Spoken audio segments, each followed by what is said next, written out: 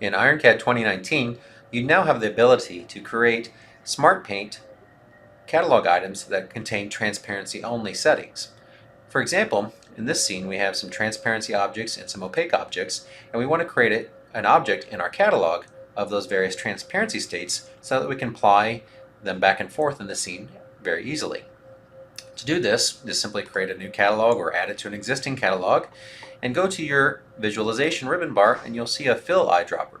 Using the fill eyedropper, you can select any object. In this case, we're going to select the transparency object and we're going to move into our catalog. Instead of left clicking into the catalog, right click and you'll have various settings and a new option called transparency only. Selecting this will only capture the transparency and ignore all the color settings on your objects. We can also use the fill eyedropper to get other ones.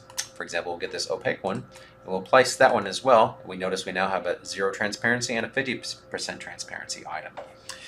To turn off your Smart Paint eyedropper, just hit the escape key and we'll turn that off.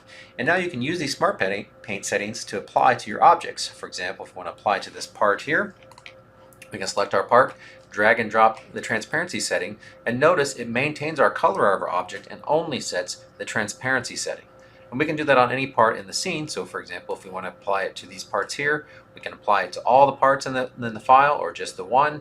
If we go ahead and say yes for all those, it'll apply those to those parts. So we can just repeat this. We can go to the other ones as well.